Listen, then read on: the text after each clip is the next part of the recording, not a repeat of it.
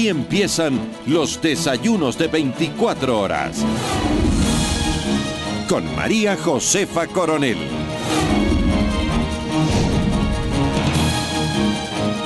Síguenos en Twitter, @desayunos24. O puede escribirnos a desayunos@teleamazonas.com.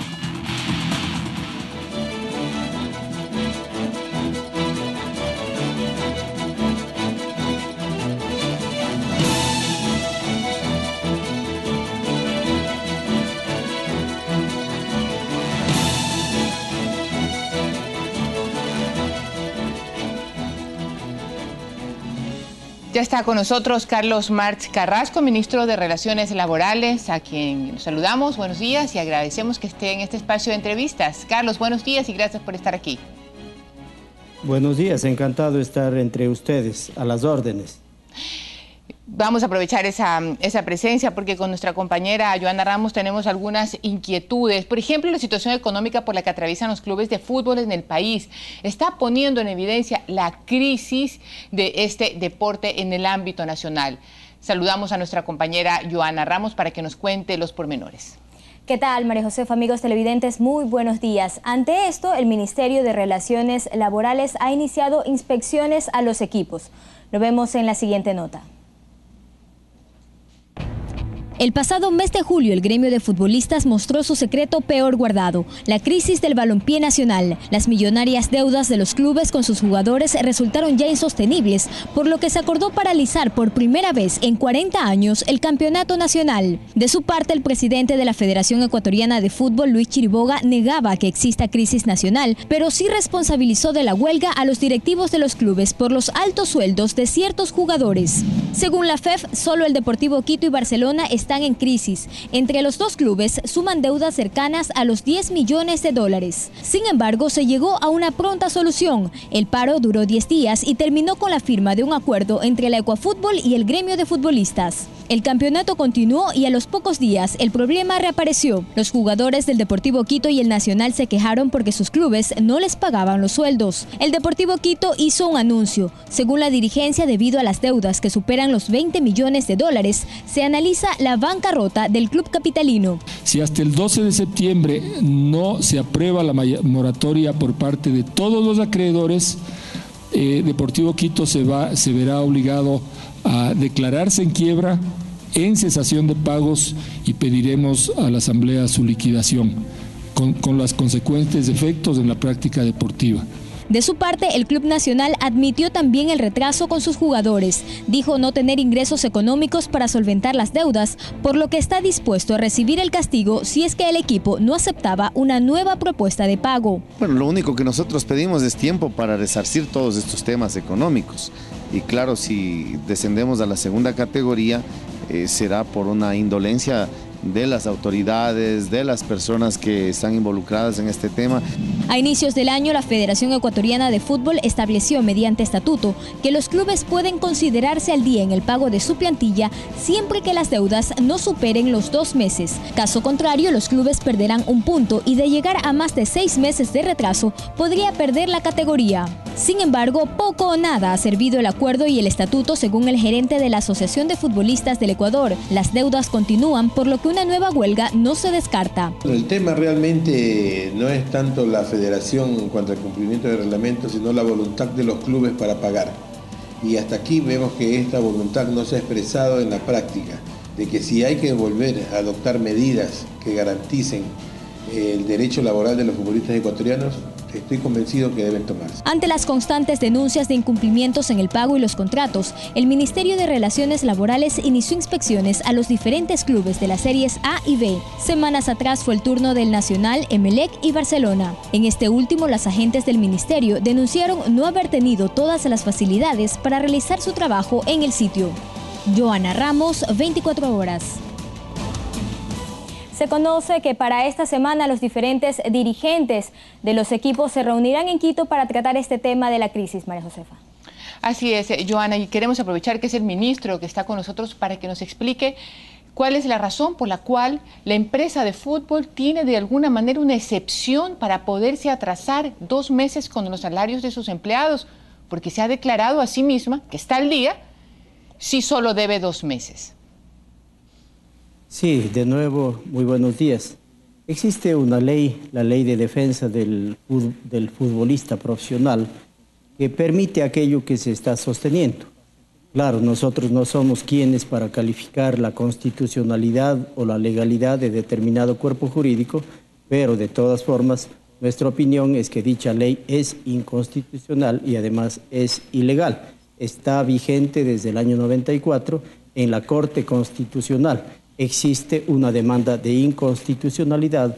Me permito sugerir desde acá que la Corte Constitucional se pronuncie de una vez, o en su defecto, que la Asamblea Nacional, no sé si cabe, la derogatoria o cuando menos la reforma a dicha ley, que se ha convertido en el escudo jurídico para incumplir con obligaciones tanto de la seguridad social así como del trabajo, es decir, de nuestro ministerio, amén de otras deudas que también mantienen algunos clubes con el Estado. Me refiero a las deudas tributarias.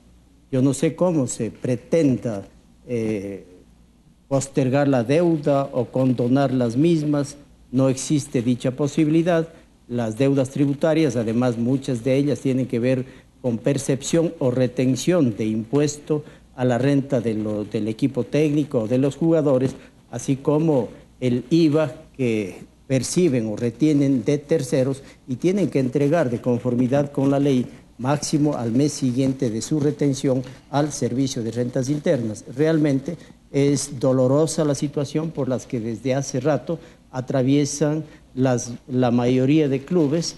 Siempre hemos sostenido que al fútbol, al ser una empresa, debe manejarse con toda la técnica, diría, o lo que tiene que ver con el manejo de un negocio, de una empresa. Pues la primera atención que deben poner los dirigentes es el adecuado balance entre los ingresos y los gastos, pero da la casualidad que exageran los ingresos estimados y a veces parecería que se esconden, no sé en dónde, los verdaderos gastos. Y también es lamentable mirar cómo el aporte a la seguridad social solamente se hace generalmente sobre la remuneración básica unificada, es decir, $340, y sobre eso se pretende pagar a la seguridad social, y a pesar de eso conocemos que con la seguridad social tampoco están al día. Yo invoco muy comedidamente que en la reunión que se está anunciando se resuelva de una vez por todas el tema y que los clubes, por importantes que sean, todos para nosotros son importantes, tanto de la Serie A cuanto de la Serie B, todos aquellos laureados o no, para el manejo que nosotros hacemos todos somos exactamente igual. Así es, todos deberían cumplir la ley. Y por supuesto que nos permitan realizar nuestro trabajo. Las inspecciones son rutinarias, son inspecciones que simplemente pretenden averiguar la situación en el campo nuestro, que es el campo laboral. Carlos Joan está con nosotros y tiene un par de inquietudes que realizarle. Al ministro, buenos días. ¿Por qué usted acaba de reconocer que el tema de la crisis en el fútbol ya es una situación que lleva bastante tiempo? ¿Por qué recién entonces empezaron los controles hacia los equipos? ¿Y qué pasa con aquellos equipos que no permiten justamente el trabajo de las diferentes agentes del Ministerio de Relaciones Laborales? Bueno, precisamente porque la ley de defensa del fútbol o del futbolista profesional así lo considera. Prácticamente desconoce la autoridad del Ministerio de Relaciones Laborales esa ley y dice que solamente cuando la comisión esta de conciliación y arbitraje no haya podido resolver a petición de las partes, ya sea de los directivos del club o de los jugadores, a petición de ellos, el ministerio debería actuar. Pero esta vez, por mutuo propio, por iniciativa nuestra, hicimos la convocatoria de la que el país conoce, actuamos en la mediación, logramos un acuerdo que parecería lamentablemente que no se está cumpliendo. Es decir, nosotros como ministerio no podemos desentendernos de nuestra responsabilidad. Por nuestra iniciativa arrancamos con lo primero, la mediación, y luego con los controles correspondientes. Completaremos los controles a los 24 clubes y reiteramos nuestro pedido a la dirigencia que nos permita cumplir con nuestro trabajo. Claro, parece que un club se ha molestado porque precisamente actuamos a la inspección durante el entrenamiento de los jugadores. Pero yo pregunto, si es que vamos a hacer la inspección a una empresa, obviamente hemos de hacer el momento que están trabajando, porque necesitamos la información de los trabajadores.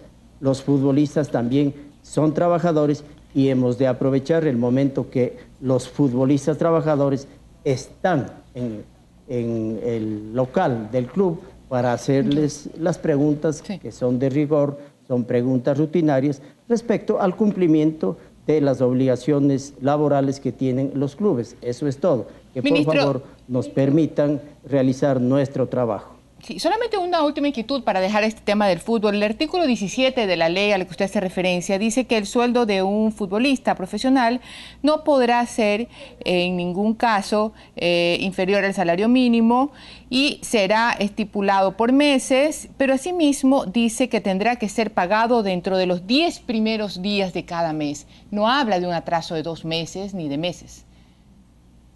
Bueno, ese es un acuerdo al que han llegado internamente, que podrían plantearse esos 2 meses. Pero entonces es un acuerdo privado, no es la ley. Ese es un acuerdo, no es la ley, por supuesto. Ya, es que a nosotros sí nos preocupó la falta de control en el atraso de meses, y en la ley a la que usted hace referencia no estipula que se debe de pagar en 2 meses ni en 3 meses. No.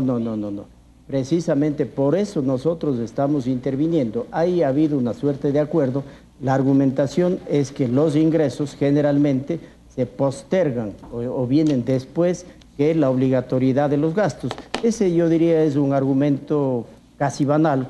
Por supuesto que las remuneraciones se deben pagar con absoluta oportunidad, y los aportes a la seguridad social, tanto el aporte personal cuanto el aporte del empleador, tienen que pagarse no en los términos que esta ley especial señala, Carlos, sino en los términos que las leyes laborales que y en de la ningún seguridad caso social se lo aplica. estipulan. Sí, se nos acaba el tiempo, tenemos que pasar a otro tema, pero que quede claro que sí sería muy triste que cualquier empresa diga, oh, chica, no me va bien, así que a mis trabajadores les voy a pagar mal.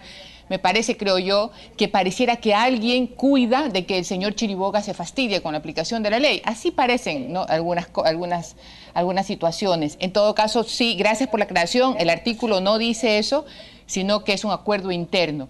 Pero tenemos otro tema también importantísimo, ¿no? Con Joana Ramos, que también hemos estado muy preocupadas del tema. El 17 de septiembre, por ejemplo, se prevé que los sindicatos de trabajadores salgan a las calles en una gran movilización y en rechazo a esta propuesta, a la reforma a la Constitución y al proyecto de Código Laboral. Para el próximo 17 de septiembre, varios gremios de trabajadores y organizaciones sociales se han autoconvocado a una marcha a nivel nacional. Quito, Guayaquil, Cuenca, Portoviejo son algunas de las ciudades donde se concentrarán para rechazar el proyecto de nuevo Código de Trabajo planteado por el Ministerio de Relaciones Laborales. El colectivo está en contra también de las propuestas para enmendar la Constitución presentadas por los asambleístas de Alianza País a la Corte Constitucional. Los trabajadores están a favor de una consulta popular para que sea el pueblo el que decida. En dicha movilización se espera además el apoyo indígena de la Ecuarunari, Pachacutic y la Conaye. Joana Ramos, 24 horas. Este es un tema que convoca a algunas personas, no solamente por el tema de la reforma, hay temas de fondo que trae la Constitución con el título de enmienda para la opinión de los funcionarios de gobierno, pero el segundo tema por el tema que importa e impacta en el ámbito laboral. Carlos, nos encantaría su opinión. Bueno, naturalmente que los temas son de profunda trascendencia nacional. Todo el mundo tenemos que ver con el trabajo. Sí, para el miércoles de la próxima semana se anuncia esta movilización nacional. Nosotros aspiramos que continúe el diálogo que nosotros hemos abierto de par en par, diríamos. Uno de los compañeros o señores dirigentes de los trabajadores estaría inmediatamente a esta entrevista. Yo le vuelvo a convocar al diálogo y me gustaría que él mismo responda si es o no verdad que durante todo este tiempo hemos mantenido una cantidad importante de reuniones de trabajo y asimismo consultarle al señor Villavicencio si es que es o no verdad que muchísimas de las aspiraciones planteadas por la dirigencia laboral, por las 8 centrales, se están contemplando en el nuevo borrador del código. Yo les he dicho, el borrador presentado el 1 de mayo es solo apenas parecido al borrador que hoy tenemos. Es sustancialmente diferente.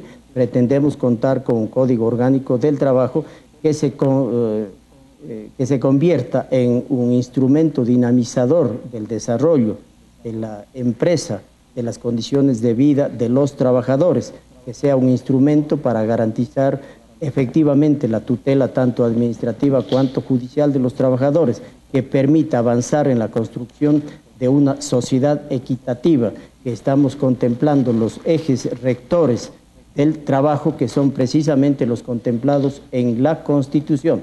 De manera que yo no le veo mucho sentido, pero naturalmente los trabajadores están en su derecho. No lo veo mucho sentido oponerse a un borrador que ya no existe. Hoy existe otro borrador sustancialmente diferente. Y en cuanto a la enmienda constitucional, respecto a que los trabajadores pasarían todos a ser servidores públicos y a depender de un solo marco jurídico, eso tiene mucho sentido, mucha lógica. En principio, bueno, todos sabemos de la igualdad y generalidad ante la ley.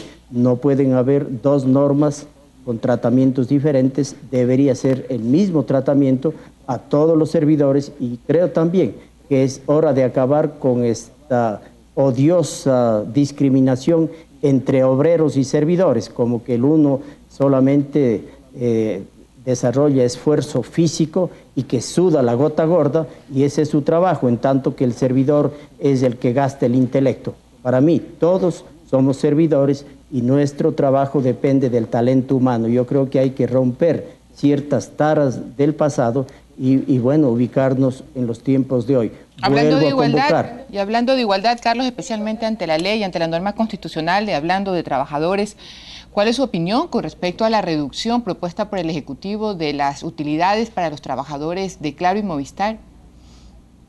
Yo creo que el tema es mucho más profundo de lo que el tratamiento lo viene dando a este tema. Las fuentes de la inequidad no solamente se dan entre la riqueza y el ingreso, entre capital y trabajo. Hay inequidad entre capitalistas, pero hay profunda inequidad también entre trabajadores. Para empezar, trabajadores que tienen trabajo y otros que no lo tienen, ¿qué más inequidad? Trabajadores que ganan bastante, trabajadores que ganan poco, subempleados, desempleados, y trabajadores que perciben utilidades y otros que no, trabajadores que perciben utilidades derivadas de la explotación de los recursos naturales no renovables o de los recursos naturales de propiedad del Estado, merecen, por supuesto, un tratamiento diferente. Lastimosamente, y de eso se trata, el código como que está amparando a la media población económicamente activa que tiene alguna fuente de ingreso a través de algún trabajo. ¿Y qué fue de los trabajadores que laboran en condiciones de precariedad? ¿Qué fue de los desempleados? ¿Qué fue de los trabajadores que no perciben utilidades? Yo creo que debemos sentarnos a conversar profundamente y comenzar con la justicia por casa. Siempre decimos que cuando la riqueza está mal distribuida hay inequidad.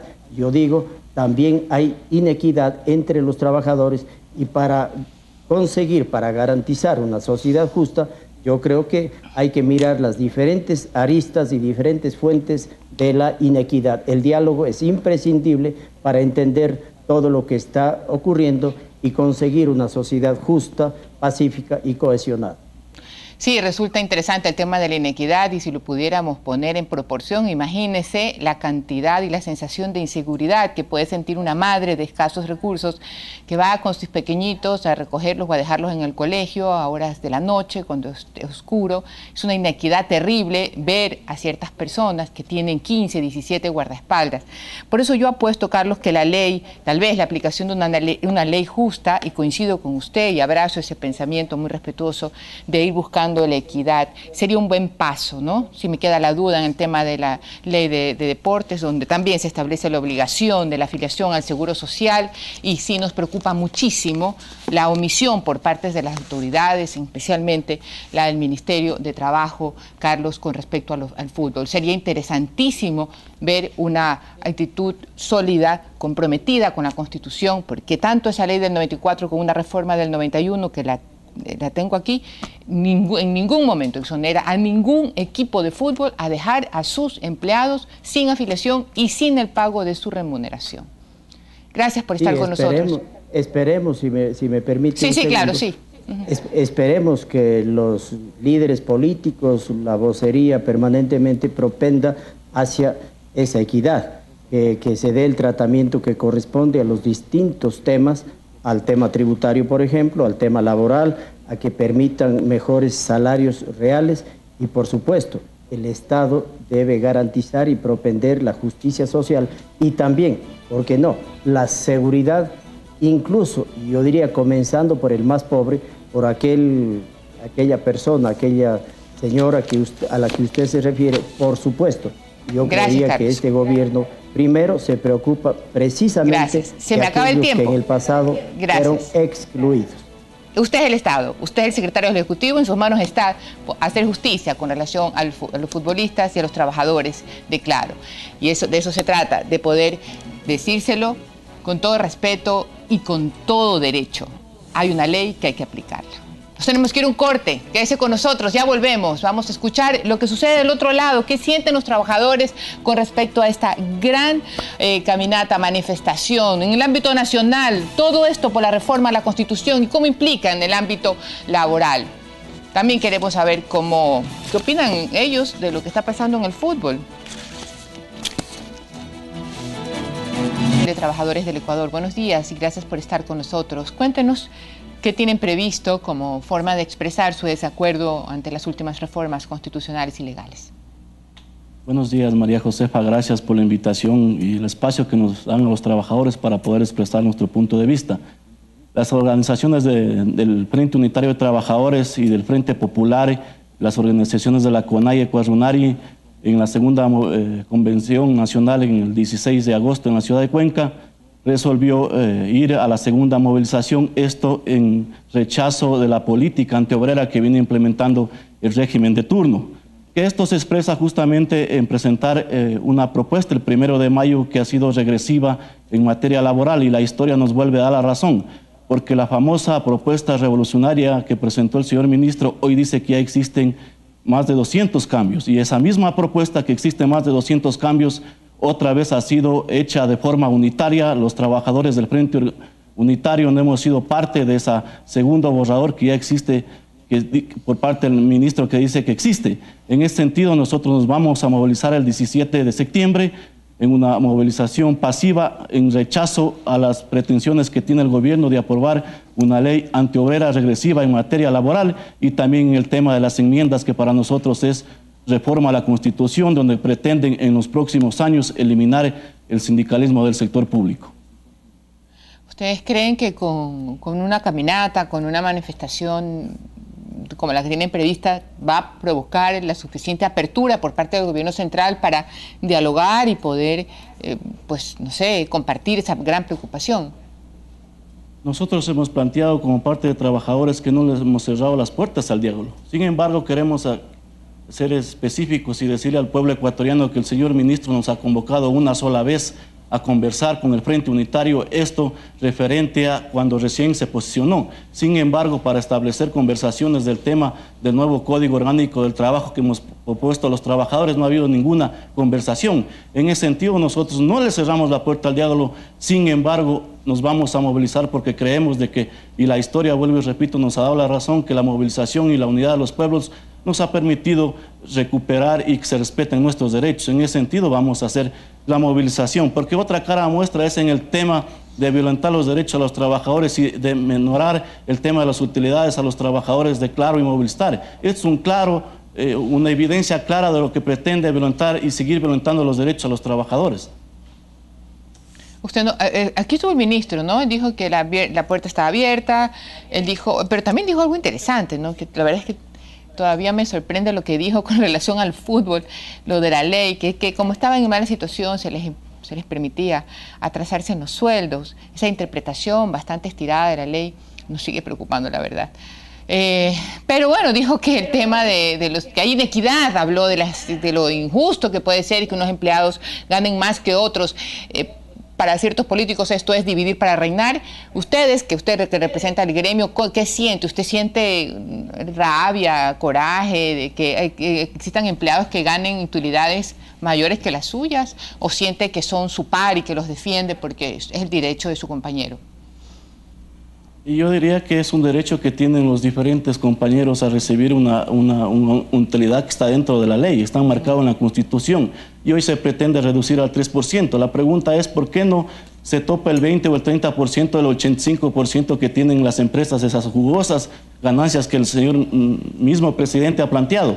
En ese sentido se está afectando. Por otro lado, sí estamos de acuerdo que exista equidad, pero el tema es de que no hay una política laboral equitativa e igualativa. Aquí lo que estamos planteando los gremios, desde que exista una política laboral que beneficia al más débil, en este caso que somos los trabajadores, que sea de carácter social.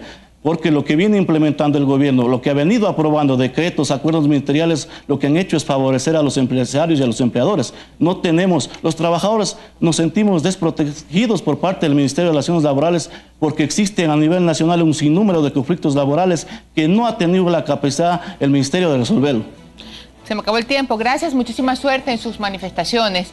Tenemos que irnos a una pausa. Gracias por acompañarnos. Gracias, y hacemos el llamado a todos los trabajadores y organizaciones sociales a ser parte de esta movilización a nivel nacional.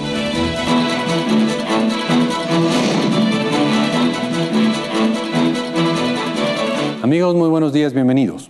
El Ministerio de Finanzas informó que a agosto de este año el gasto del gobierno central había sido 19.500 millones de dólares, mientras sus ingresos habían sido 17.800 millones. Eso produjo un déficit de 1.700 millones. Este es el comportamiento presupuestario del presupuesto general del Estado entre enero y agosto de este año. Pero esos meses son los meses en que, en general, los ingresos son más bien altos y los gastos más bien bajos. En otras palabras, en lo que resta del año, los gastos deberían crecer más rápido que los ingresos. Históricamente siempre ha ocurrido algo similar en los últimos 4 meses del año, entre otras cosas porque hay gastos como el 13º sueldo, etc. Por eso es que el mismo ministerio espera un déficit algo mayor para el cierre de año. El presupuesto codificado, que es algo así como una estimación de cómo se cerrará el año, calcula que los ingresos serán de 27.000 millones de dólares, mientras que los gastos serán de 33.800, por lo que habrá un déficit de 6.800 millones en la totalidad del año 2014. Muchas gracias.